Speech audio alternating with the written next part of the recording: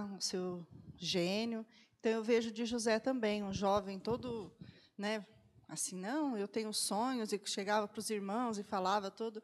E ele passou por tudo isso porque Deus estava preparando para ele ser o governador lá. Então, acho que ele tinha que ter todo esse aprendizado, e tanto que, quando os irmãos vieram, ele teve essa capacidade, que nem ela falou, de não de se vingar, e ainda falar, foi para conservar vidas, né, que Deus deixou passar por isso, e transformou o mal em bem, né? Então, eu penso Transformou o mal assim. em bem. Eu posso falar também? Ou não? Claro que pode. Você falou que eu não podia. Não, naquele momento, sobre a fé, sobre... Calma, Marcão, você pode falar o que você quiser. Ó, a coisa que mais me impressiona em José é como ele sabia que Deus estava no controle de tudo, que tudo era um propósito de Deus, né? E como a Ionis falou, lá no final, quando os irmãos falam, bom, agora ele vai me matar, ele vai nos matar, né? Ele fala assim, não, vocês não entenderam. Deus permitiu tudo isso porque Ele é o Deus que transforma o mal em bem. Ele tinha um propósito de me usar, e Ele sabia disso. Ele sabia que Ele seria usado para uma coisa muito importante por Deus, porque Deus tinha avisado para Ele, tinha contado para Ele isso. Então, essa coisa dele saber, e nem assim você nunca vê ele se ensoberbecer, né? Mas ele realmente ter uma convicção, não, tudo isso está acontecendo por algum motivo. E lá na frente ele enxerga o motivo, ele entende o motivo, né? Que muitas vezes acontece tanta coisa na vida da gente que a gente só vai entender lá na frente. E você, na sua explanação, não sei se de propósito, mas falou duas palavrinhas. Você falou, ele tinha sempre a certeza e ele tinha a convicção. Exatamente. Ele tinha fé. Ele tinha fé naquilo que o Senhor tinha falado para ele. E eu coloquei aqui como tema, né? Eu gosto de dar um título sempre para a lição, nem que seja só para mim. Mas quando eu comecei a falar, eu falei, qual que é sobre, né? Qual é o título disso? E eu coloquei José, um vaso moldado pelo Senhor, né? A gente vê a vida de José, como sofreu esses altos e baixos, né, desde o seu início. E a gente começa, às vezes, a pensar na nossa vida, como seria se nós passássemos por isso? Como seria a sua vida, como seria a minha vida? Mas a gente vai conversar a respeito dessa história. José era o primogênito, certo? De Raquel, calma, deixa eu acabar de falar, gente. Primogênito de Raquel. Ele era o 11º filho de Jacó, mas ele era o primeiro filho da mulher amada de Jacó, aquela em que ele trabalhou 14 anos. Ele pareceu pouco pelo amor que tinha por ela, né? Então, o irmão mais velho, o seu irmão primogênito, seria Rúben, mas Rúben perdeu o direito de primogenitura porque ele dormiu com uma das concubinas do seu pai, né? Então ele perdeu esse direito. Os seus outros 2 irmãos que viriam na sequência, Simeão e Levi, também perderam esse direito de primogenitura, devido à violência que eles tiveram em Siquém, que José também levou ao seu pai. E aí, pela ordem, quem seria o primogênito seria Judá. Então, aí a gente vê depois, a gente vai entender mais para frente na história, o porquê dessa confusão entre Judá e o pessoal do turma de José. Mas lá na frente, depois a gente vai estudar em outros momentos. Mas José era o preferido do seu pai, era o querido do seu pai, né? Ele não deixa nenhuma dúvida. Logo no verso 3 de Gênesis 37, ele já fala que ele era o filho amado, o filho preferido. A história de José ela é tão significativa que ela vai de Gênesis 37 a Gênesis 50 falando da história de José. E olha quanta coisa a gente tem aí para falar. É óbvio que em uma hora a gente não vai ver a história inteira de José, mas nós vamos pincelar várias coisas da história de José para a nossa vida cotidiana. José, quando eu começo a ler José, a vida de José, eu me lembro assim de um X9, de um cagueta, de um dedo duro. É assim que alguns irmãos viam ele, não é? O pai dele falava assim, vai lá e dá uma olhada no que seus irmãos estão fazendo. Depois você vem aqui, ó, fala no meu ouvido. E ele ia, ele obedecia ao seu pai. E aquilo deixava os seus irmãos como? Felizes, contentes? Irados, irritados. Agora, a gente só fica irritado se a gente está fazendo alguma coisa errada, né? Se ele estivesse fazendo tudo direitinho, ele podia falar o que fosse, né? Sim ou não? Então tá. Então a irritação deles era porque o irmão ia lá e contava, ou era porque eles sabiam que o que eles estavam fazendo estava errado? Os dois. E esse papo dele ir lá e falar assim, eu tive um sonho, cara. Sabe qual foi meu sonho? Vocês vão se dobrar diante de mim. A gente não sabe como foi que ele falou, né? Assim, a pronúncia, né? A gente deixa para a nossa imaginação. Mas o fato é que ele foi aos seus irmãos e disse, gente, eu tive um sonho. E os irmãos dele não tinham passado por essa experiência de ter um sonho. Mas o seu pai, sim. Jacó já tinha sonhado, já tinha recebido sonhos. E quando Jacó ouve, fala, espera aí. A primeira reação é, você está dizendo que eu e sua mãe também nos prostraremos em sua direção? Deixa isso para lá, menino.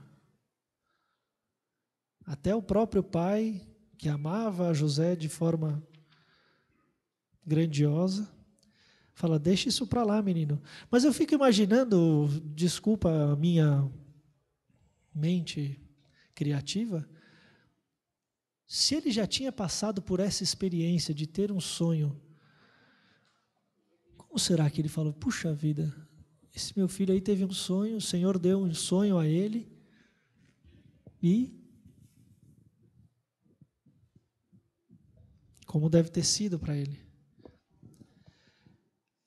Mas algumas coisas que eu queria chamar a nossa atenção de como não ser nesse início. Muitas vezes, aos pais que têm filhos e mais de um filho, queria deixar o alerta, porque a gente não tem que fazer nenhuma distinção entre os filhos.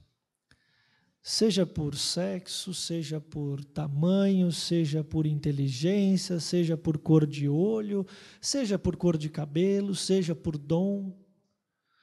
E é muito fácil, às vezes, a gente exaltar apenas um deles. É muito fácil a gente receber de alguém, nossa, mas como ele é isso e como ele é aquilo, bom, e o outro? Eu tenho alguns exemplos, e um deles que eu vou contar para vocês é de um primo meu. O filho dele é a pessoa mais inteligente que eu já conheci na vida. E a filha dele é uma filha, ela é muito bonita, mas muito bonita. E toda a beleza dela é escondida atrás de toda a inteligência daquele menino.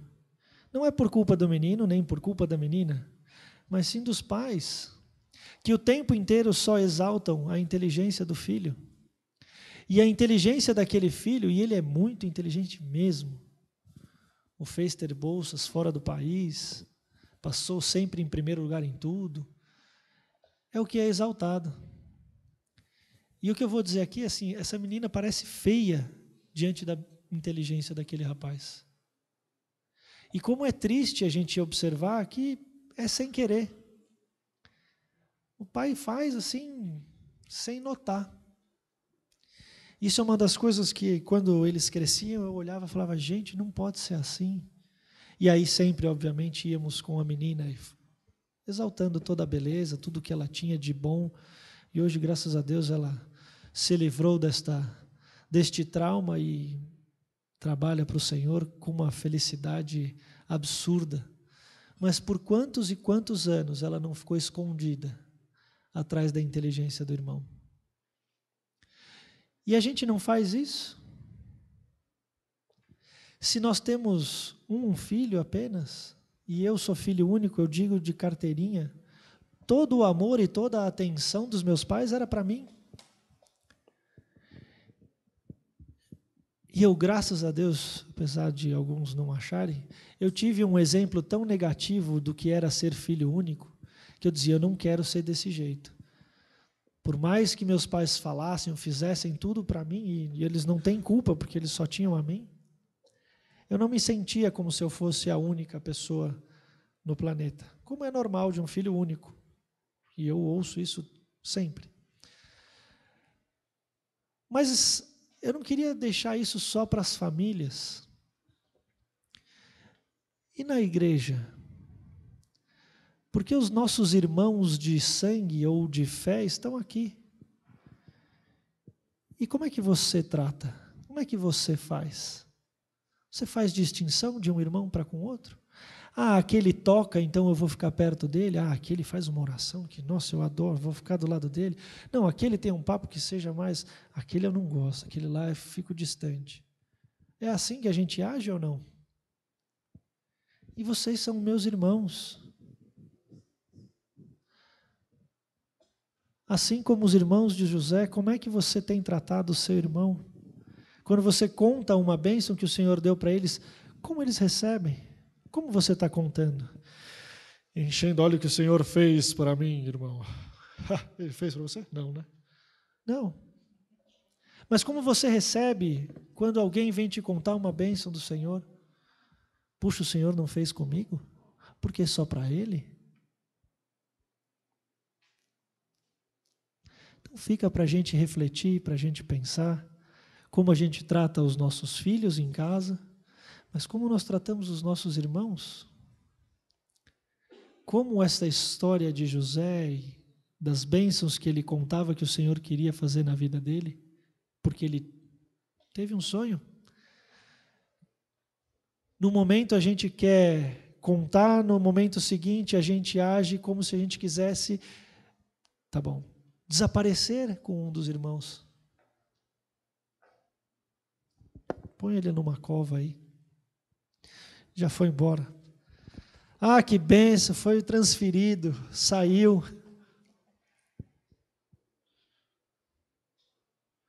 Ou a gente sente a vida de cada um. Por isso eu digo, a história de José para mim é um vaso que precisa ser moldado, assim como a nossa vida. E não é à toa que nós cantamos isso hoje. Como está a sua vida?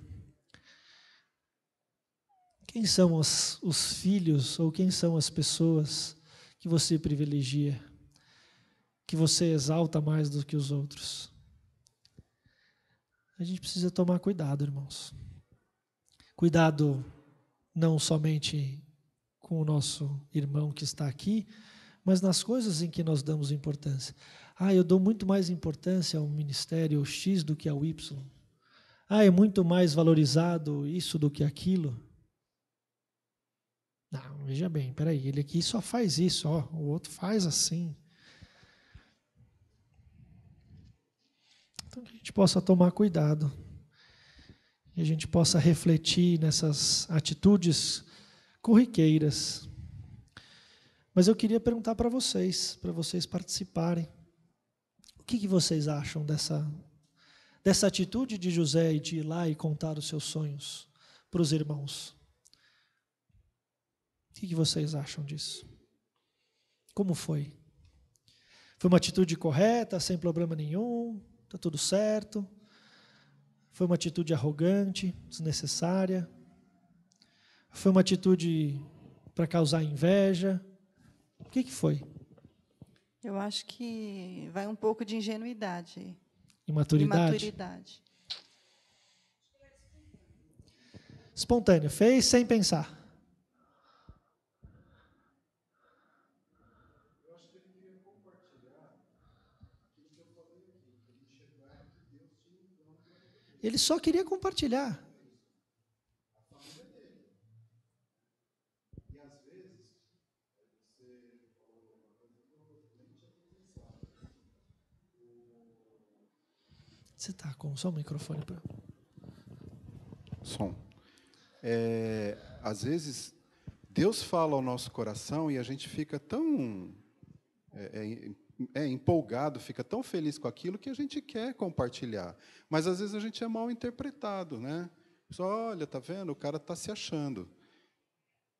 Então, assim, são duas coisas que você falou que eu achei bem interessante. A primeira é isso de você ter uma bênção e querer compartilhar, e a outra também da nossa reação como filho de Deus, e chegar para Deus e falar, puxa, Deus, não é só para Ele e para mim nada? Eu só estou sofrendo aqui o tempo todo, o Senhor nem responde minhas orações. O que acontece? E isso a gente faz direto, né? Todo tempo. Talvez até pelo ambiente que ele vivia com os irmãos, de estar sempre sendo meio que humilhado, até um desabafo dele. Fala assim, olha, eu sou aí, vocês estão me judiando de mim, mas um dia vocês vão se prostrar. Então, a impressão de que o próprio ambiente colaborou com isso também.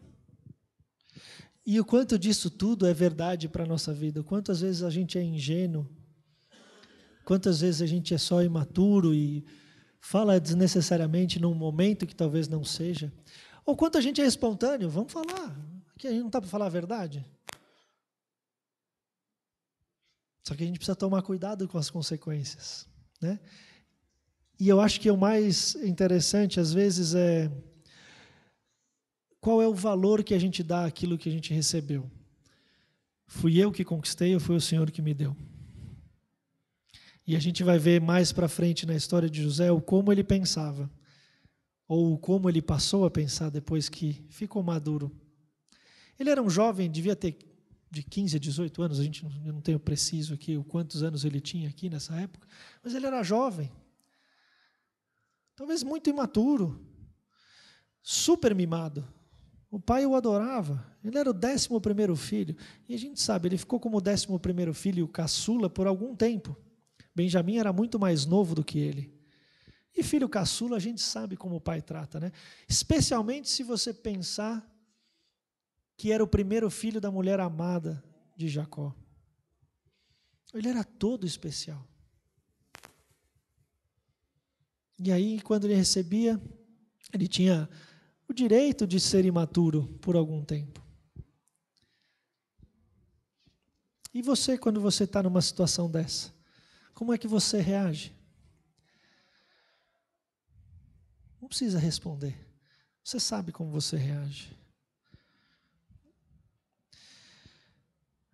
De fato, José foi escolhido por Deus para tarefas futuras, como o Marcão comentou, para coisas futuras, reveladas nos sonhos, mas somente compreendida depois. E essa, eu acho que é uma das coisas que a gente peca em pensar. Quando a gente tem a história já pronta aqui na nossa mão, a gente lê lá do 37 ao 50, e você lê, talvez em 20 minutos você leia toda a história. Fácil, passou assim. E aí, quando acontece na sua vida, você quer que seja para ontem. A gente eu, né, posso falar por mim, eu sou pouco imediatista, né? Aqui acho que todo mundo é paciente, né, tranquilo, né, sabe respeitar bem o momento do Senhor, né? É fácil esperar.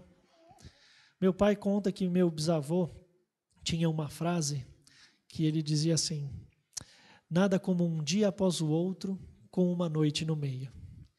E toda vez que meu pai falava isso, eu falava, desgraça, ele não vai responder hoje. Eu queria que você me respondesse. Ele, nada como um dia após o outro com uma noite no meio. Eu falava, vou ficar a noite inteira ansioso. Acorda. E aí, como foi? Já resolveu? Mas até hoje ele é assim. Ele fala, põe uma noite no meio, vamos pensar. E eu falo, puxa vida, tá bom. Respira, acalma, ora. Nós não temos paciência de esperar o tempo do Senhor. A gente quer que aconteça. Você imagina se um sonho te vier dizendo, você será grande entre as nações, você será importante. Quando? Joelha aí, meu. O Senhor falou que eu vou ser grande. Podia ser essa a reação. Mas não foi, ele contou, eu tive um sonho. E às vezes, pela própria imaturidade, talvez ele estivesse pedindo um conselho. Gente, eu tive um sonho, o que será? Me ajuda. E ao invés de você receber, senta aqui, o Senhor vai te fazer grande. Não. O que você está se achando? Por que isso para você? Quando a gente recebe isso, como é que a gente recebe? Eu queria comentar com vocês algumas semelhanças da vida de José com o Senhor Jesus. Então, o primeiro texto é Gênesis 37, 13 e 14. Então, eu vou pedir assim, ó, aqui é o verde, né? O lado azul vai ler sempre a vida de José e o lado verde lê a de Jesus, tá bom? Então, eu vou pedir para alguém do lado azul. O lado azul é aqui, viu, povo? O lado azul, Gênesis 37, 13 e 14. Lado verde, João 3, 17. Pode ler o 16 também, vai, tudo bem. Perguntou Israel a José: Não apacenta teus irmãos o rebanho em Siquém? Vem, enviar-te-ei a eles. Respondeu-lhe José: Eis-me aqui. Disse-lhe Israel: Vai agora e vê se vão bem teus irmãos e o rebanho, e traze-me notícias.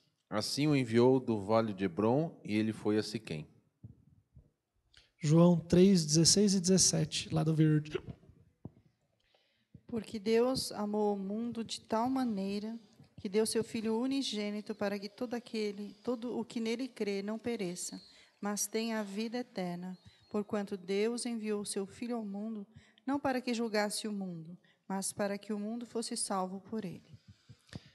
Jacó envia José a seus irmãos. Jacó envia José, fala, vai aos seus irmãos, vai ao encontro deles. E depois você volta aqui para conversar.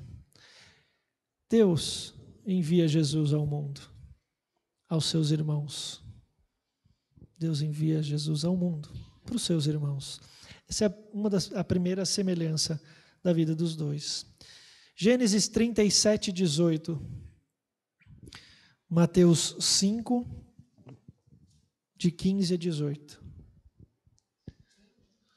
De longe ouviram, e antes que chegasse, conspiraram contra ele para o matar. Mateus 5, 15 a 18. Nem se acende uma candeia para colocá-la debaixo do alqueire, mas no velador, e alumia todos os que encontram na casa. Assim brilhe também a vossa luz diante dos homens, para que vejam as vossas boas obras e glorifiquem a vosso Pai que está nos céus. Não penseis que vim revogar a lei ou os profetas. Não vim para revogar, vim para cumprir. Até o 18. Tá. Porque em verdade vos digo, até que o céu e a terra passem, nem um i ou um tio jamais passará da lei, até que tudo se cumpra. Acho que não era este texto aqui.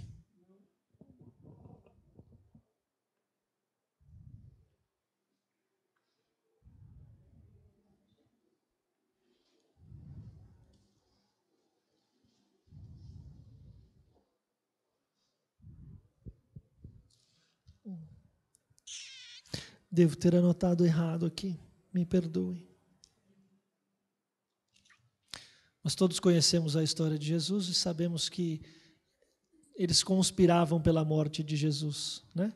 Então a segunda semelhança entre os dois seria que os irmãos de José conspiram para matá-lo, assim como os judeus, irmãos de Jesus, conspiraram para matá-lo. E aqui vale uma ressalva. Nem todos os irmãos de José queriam matá-lo. Assim como nem todos os judeus queriam a morte de Jesus. Era.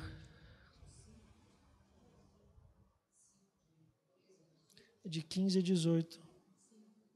5, 15.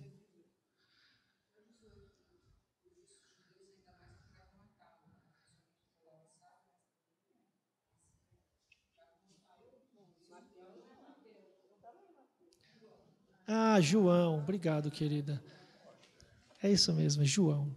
Eu anotei Mateus aqui, eu disse Mateus. João 5, 15 a 18.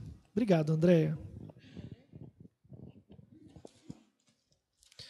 João 5, 15 a 18.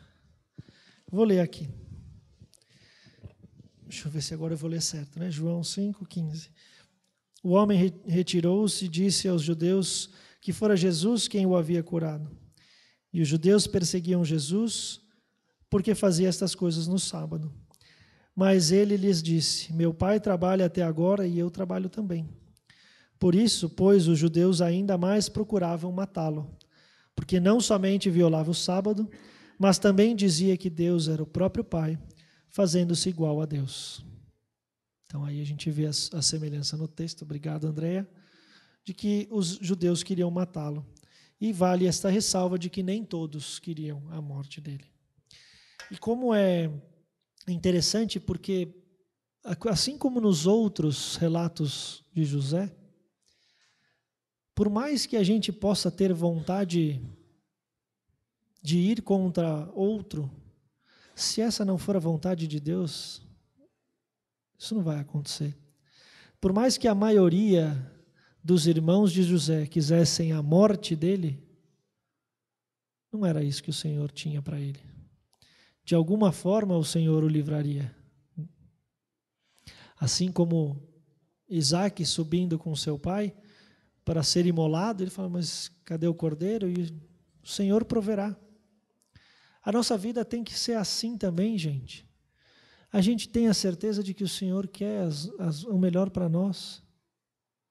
E se assim o é, por que a gente vive dizendo, acho que o Senhor se esqueceu de mim?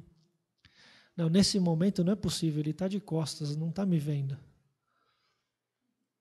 É ou não é? Mas o Senhor tem a vontade dEle para a nossa vida. Não importa o que a maioria queira. O Senhor é mais que tudo. Gênesis 37, 3 e 4. Celinha, Mateus 3, 17. Agora acho que é Mateus mesmo, tá?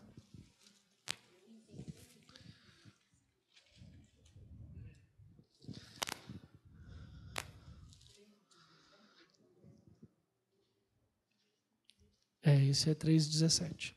Gênesis 37, 3 e 4. Ora, Israel amava mais a José que a todos os seus filhos, porque era filho da sua velhice, e fez-lhe uma túnica, talar de mangas compridas. Vendo, pois, seus irmãos que o pai o amava mais que a todos os filhos, odiaram-no, e já não lhe podiam falar pacificamente. 5? Não, 3 e 4. Mateus 3, 17. E eis uma voz dos céus que dizia: este é meu filho amado, em quem me comprazo. José era amado pelo seu pai. Jesus também era amado pelo seu pai. Mais uma semelhança. José foi vendido por moedas de prata. Jesus também foi vendido por moedas de prata. Gênesis 39, 21 a 23.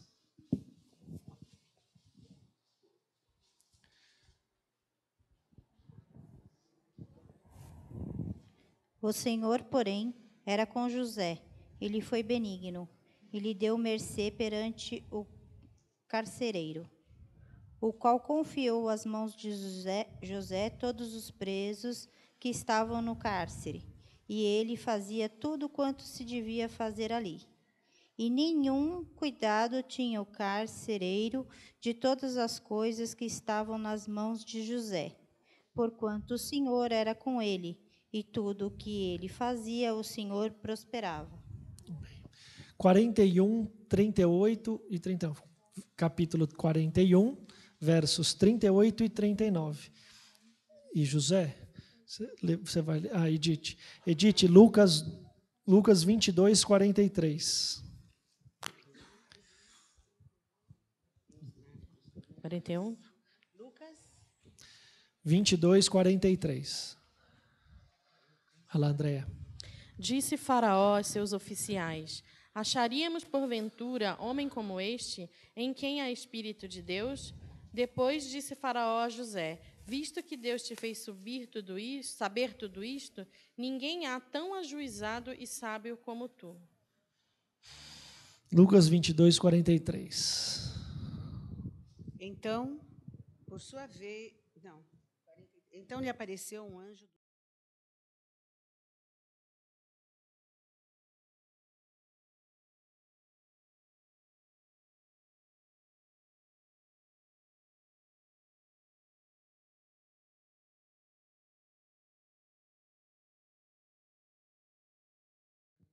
Estava presente, prosperava. Inclusive a casa de Potifar. Enquanto José lá estava, a casa de Potifar prosperava. Por causa de José. E aí vem a próxima pergunta para mim e para você. Como é você no seu trabalho? Como é você na sua igreja? Como é você na sua casa? Deus está com você. Você tem alguma dúvida disso? Você é a habitação do Senhor Jesus, do Espírito Santo. E por que muitas vezes a gente despreza este nosso roommate, essa nossa moradia? Quantas vezes você vai ao trabalho e você não honra o Senhor ali? Você rouba trabalho, rouba tempo. E na sua casa? Porque é no seu lar, aonde você está, onde você é quem você é. Sem máscaras, sem precisar colocar nenhuma fantasia. Como você é em casa? José era com o Senhor aonde ele estivesse. E disse o texto que prosperou em tudo. Foi ou não foi? Foi o texto, foi a Bíblia que diz, não sou eu. E prosperar não é ter em abundância. Porque se ele prosperou em tudo, ele prosperou quando os irmãos deles o venderam. Ele prosperou quando ele estava como escravo. Ele prosperou na prisão. A gente só quer prosperar na coisa boa. A gente só quer prosperar no bem bom. Que fé é essa? A nossa fé tem que ser de que o Senhor está conosco, independente da situação, independente da circunstância em que a gente vive. Se a situação é dura, mas o Senhor está com você. O Senhor é contigo. O Senhor não arreda de você, não te deixa de lado só porque a situação não está boa. Muito pelo contrário. É aí que Ele te fortalece, é aí que Ele te dá mais força. Mas é aí que você tem que mostrar a sua fé e se colocar na cruz, naquela cruz que a gente ouviu tanto domingo passado. Correr para o Senhor Jesus, não dele, que é o que a gente faz. Quando as coisas não estão boas, a gente quer correr da igreja, não quero ver ninguém, não quero ver meus irmãos, não quero falar com ninguém, não quero me isolar. Sou só eu que sou assim?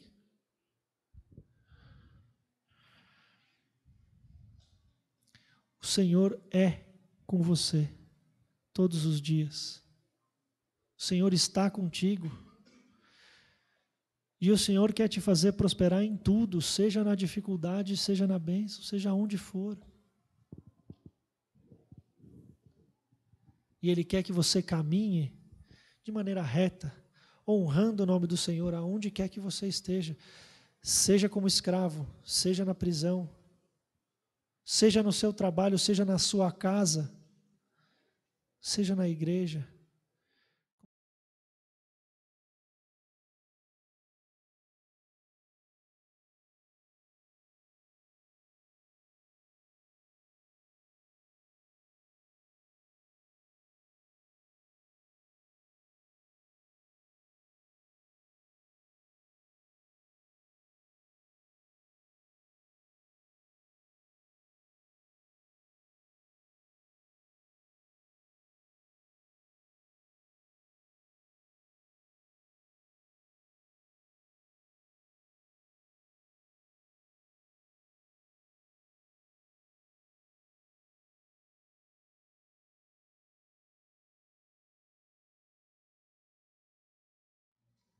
te levantar, deixe o Senhor, se alegre no Senhor em todo o tempo.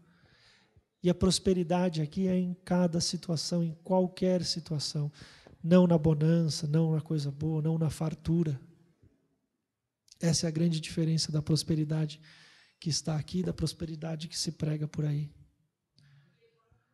E ele não...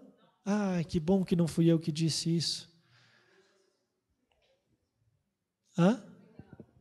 E ele não murmurava, porque ele sabia, que foi o que o Marcos falou, ele sabia que Deus era com ele. Quando ele ia para a prisão, a primeira coisa foi se ajoelhar e orar ao Senhor. Ainda que. E não importa o porquê. É difícil. Tem hora que não dá. Eu quero saber. Mas o Senhor é com você e Ele já tem a sua história toda escrita. O filme está pronto. E eu te garanto que a vitória é completa para aqueles que estão em Cristo Jesus. Não importa como a gente anda. Não importa como está o presente atual. O Senhor é com você, meu querido, minha querida. E aí a minha última escrita aqui, estava assim, vamos parar de reclamar, mas obrigado, não fui eu a dizer. Vamos parar de reclamar? Vamos parar de murmurar? Vamos tentar? Até hoje à noite. Até as 18, é só até o início do culto, depois você reclama. Pode ser? Vamos tentar? Não, até as 18 já está bom, Celinha. Até as 18 já é um grande desafio. José, como Deus estava com José, ele foi levado ao Egito, preservado, forjado das provas da vida e aprovado por todos que seriam instrumentos de Deus para levá-lo ao poder de Salvador do Egito. Esse era o título depois de José. Ele foi Salvador do Egito e Salvador de povos vizinhos. José foi preso, Jesus foi preso. A grande diferença aqui é que José, na prisão, tinha a fé e tinha a esperança de que seria liberto, pelo sonho que teve. Jesus não se manifestou na sua defesa para ser livre, porque a obediência ao Pai era para que ele morresse em favor de nós. José foi tentado pela esposa de Potifar. E a frase de José foi: como poderia eu cometer algo tão perverso e pecar contra Deus? José era um homem formoso. José, depois de estar ali como escravo, ele era um oficial da casa de Potifar. E era belo, se vestia bem. E a esposa de Potifar o convida para deitar-se com ele. E ele disse: como é que eu poderia pecar, fazer algo tão perverso e pecar contra Deus? Meu querido, minha querida, a tentação está na nossa porta o tempo inteiro. E por mais bela que ela possa ser, o não é sempre o que a gente tem que tentar. E é a resposta mais fácil a se dar é não, mas mais difícil de fazer. Mas é muito possível. Lá em Tiago 1, 13 e 14, alguém pode ler para a gente? E alguém pode abrir Tito 2, 11 e 12, por favor? Primeiro Tito 2, 11 e 12.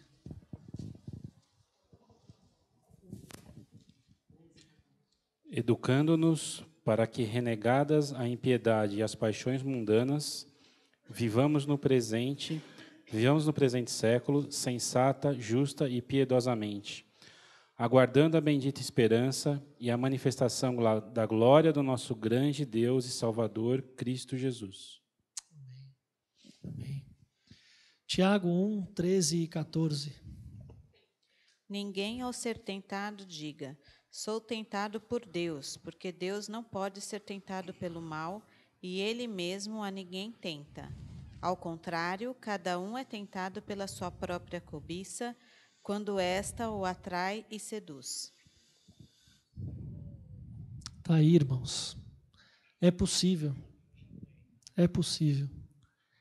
E ali, se nós nos colocarmos na posição de José, e se ali ele tivesse aceitado, na cabeça de um jovem, que você imagina?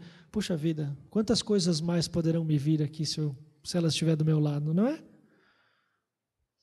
Às vezes a gente quer dar o nosso jeitinho, fala, poxa, talvez seja isso, porque se todos vão se dobrar perante mim, talvez seja assim que eu tenha que ir. E José diz, como poderia eu cometer algo tão perverso e pecar contra Deus? Que a gente possa ter isso na nossa mente também. E quando a tentação vier, a gente possa ter essa resposta. Como poderia eu cometer algo tão perverso? Seja aquele pensamento, seja aquela atitude. Que o Senhor possa nos moldar, ir nos quebrando, ir nos fazendo, para que a gente possa ficar semelhante a Ele. José sempre serviu ao seu pai, a Potifar, a Faraó. Jesus veio para servir. Em Mateus 20, a gente lê que o Filho do Homem não veio para ser servido, mas para servir e dar a vida por muitos. José cumpria a vontade do Pai. Jesus realizou a vontade do Pai. Lá em Lucas, a gente vê a Jesus clamando, afasta de mim esse cálice, mas seja feita a tua vontade e não a minha. E quantas vezes a gente fala, eu quero que seja feita a minha vontade, porque eu estou com desejo, porque eu quero isso agora para satisfazer esse momento.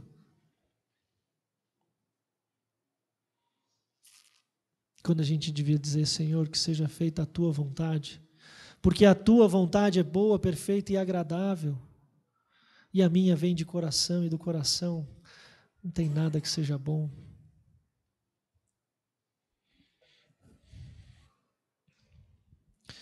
José recebeu todo o poder no Egito. Jesus recebeu do Pai todo o poder. José, embora tivesse recebido todo o poder diante de Faraó no trono, seria submisso, porque ele não podia ser um faraó, porque senão ele seria um falso Deus. Jesus, o príncipe da paz, recebeu todo o poder nos céus, na terra e debaixo da terra. E é declarado pelas Escrituras em pé ou assentado sempre à direita de Deus. José tinha uma túnica, assim como Jesus. José foi chamado Zefanete Paneia. Isso está lá no Gênesis 41, 45, que significa Salvador do mundo. Jesus é o Salvador do mundo e Salvador das almas. José foi também salvador de povos vizinhos, suprindo-os com vendas de grãos, entre as quais a sua família, incluso Judá, com quem ele não se dava bem.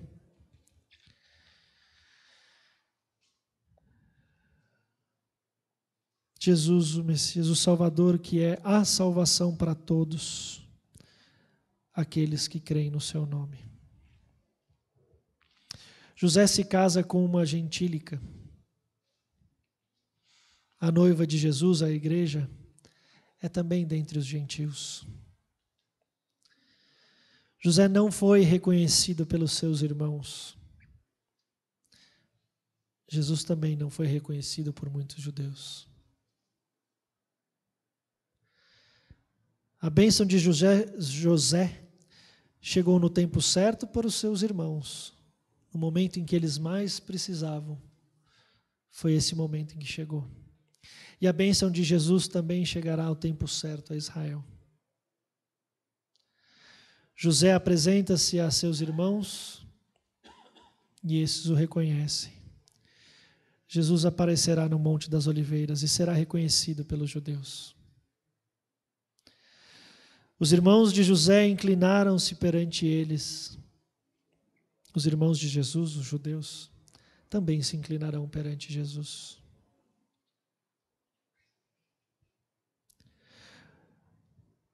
José manda seus irmãos se achegarem a si. Jesus chamará a si os seus irmãos e nos chama a nós todos os dias. Vinde a mim, todos os que estáis cansados e sobrecarregados, e eu vos aliviarei. Aprendei de mim, diz o Senhor. E por que a gente insiste em deixar as nossas Bíblias fechadas?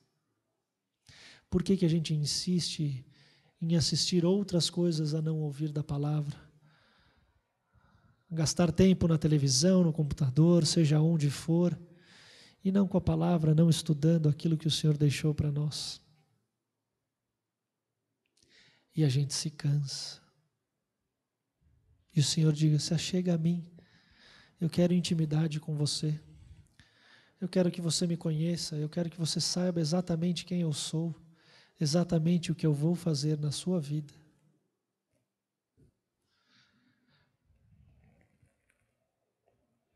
Todo o povo se ajoelhou perante José. Todo joelho se dobrará perante Jesus.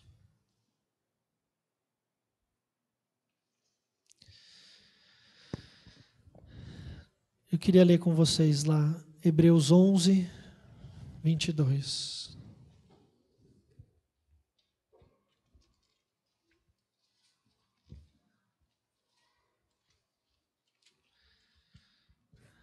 Quem achou pode ler, por favor.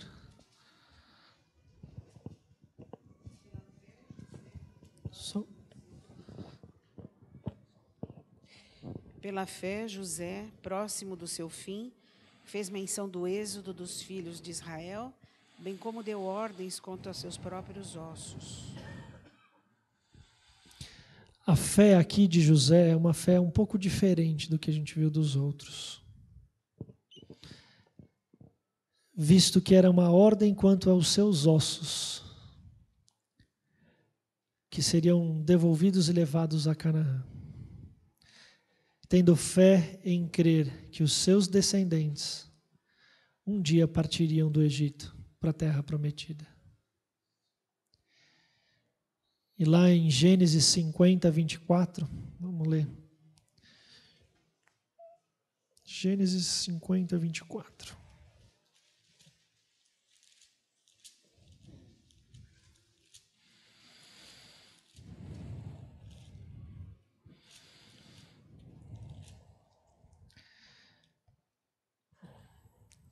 Disse José a seus irmãos: eu morro, porém Deus certamente, certeza, certamente, vos visitará e vos fará subir desta terra para a terra que jurou dar a Abraão, a Isaque e a Jacó. Eu vou morrer, mas eu tenho fé, tenho certeza, tenho convicção de que o Senhor vos fará subir. E desde a chegada de Jacó, 430 anos se passaram, mas eles foram. E lá vamos ler em Êxodo 13, 19.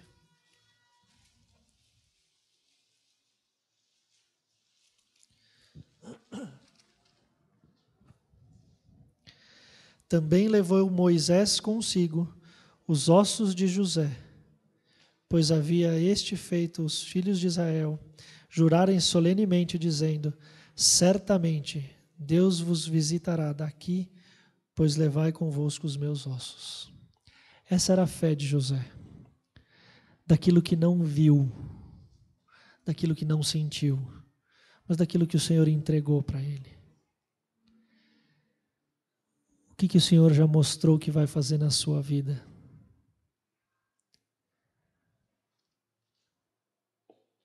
Por que você não acredita?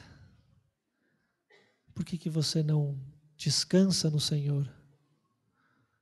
E Ele fará as coisas. Que o Senhor Jesus nos abençoe e nos dê uma fé como esta. Que a gente pare de murmurar, pare de reclamar, mas que a gente possa prosperar, seja onde for e qual for a situação. Amém? Zé, você ora para a gente? Eu esqueci que eu chamo.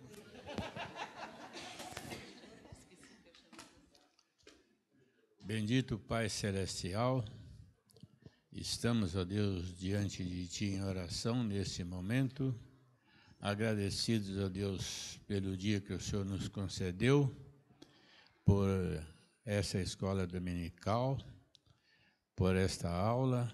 Toma, ó Deus, o Rogério e seus companheiros, professores, alunos, todos em Tuas mãos, ó Deus. Que sejam sempre abençoados por Ti. Guarda, ó Deus, eu te peço no restante desse dia, abençoando, ó Deus, o culto à noite, ungindo aquele que vai usar a Tua palavra, que haja sempre fidelidade na exposição da mesma. Guarda, ó Deus, o coral no ensaio às 4 horas, e que tudo, ó Deus, seja para a honra e para a Tua glória. Rogamos tudo isso em nome de Jesus. Amém. Então, só alguns avisos. O coro tem ensaio hoje às 4 da tarde. 4 da tarde. Precisamos de alguns homens para nos ajudar a tirar as partes de instrumento daqui, se puderem nos ajudar. Mas eu queria fazer um marketing ainda da semana que vem. Semana que vem nós teremos uma aula muito especial. Aqueles que aqui estiverem, se estiverem em São Paulo, não percam a escola dominical.